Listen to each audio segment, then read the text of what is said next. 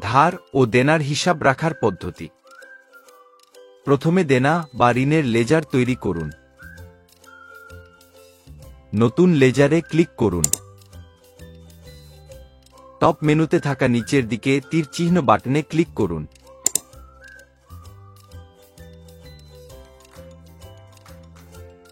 Unsecure লোনের পাশে থাকা নিচের দিকে তীর চিহ্ন বাটনে ক্লিক করুন। লেজারের নাম লিখুন। অন্যান্য প্রয়োজনীয় তথ্য যুক্ত করুন। সেভ করুন।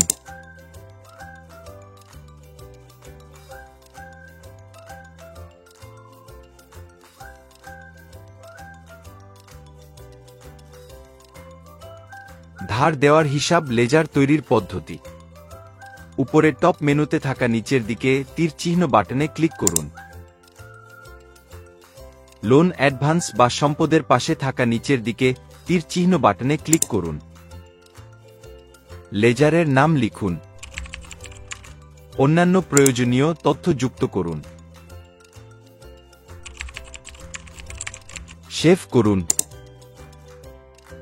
এইভাবে ধার ও দেনার লেজার তৈরি করতে পারবেন।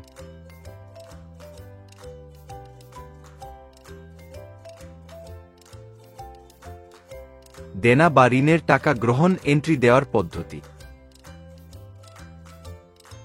রিসিপ্টে ক্লিক করুন।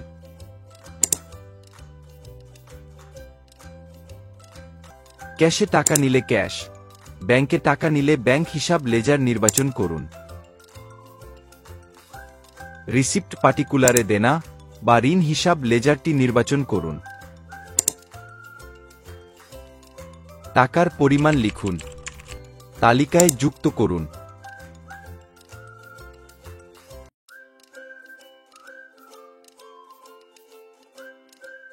দেনা বা ঋণের টাকা পরিশোধ দেওয়ার পদ্ধতি।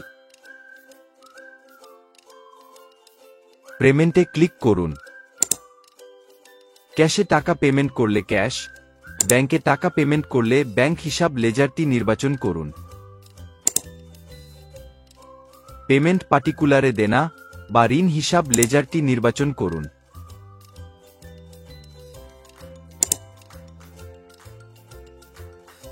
টাকার পরিমাণ লিখুন। তালিকায় যুক্ত করুন।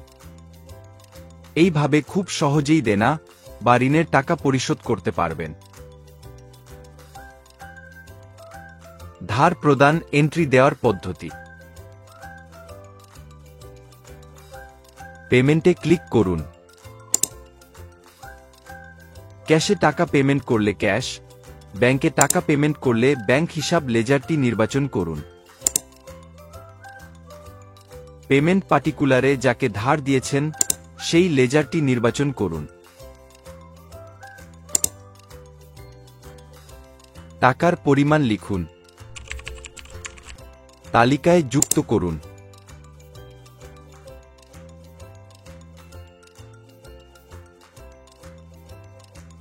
ধারের টাকা গ্রহণ এন্ট্রি দেওয়ার পদ্ধতি। রিসিপ্টে ক্লিক করুন। ক্যাশে টাকা রিসিপ্ট করলে ক্যাশ হিসাব, ব্যাংকে টাকা রিসিপ্ট করলে ব্যাংক হিসাব লেজারটি নির্বাচন করুন। রিসিপ্ট পার্টিকুলারে ধার হিসাব লেজারটি নির্বাচন করুন। টাকার পরিমাণ লিখুন। তালিকায় যুক্ত করুন। এইভাবে খুব সহজে ধার ও দেনার হিসাব রাখতে পারবেন। ধার ও দেনার হিসাব রিপোর্ট দেখার পদ্ধতি। ব্যালেন্স শিটে ক্লিক করুন।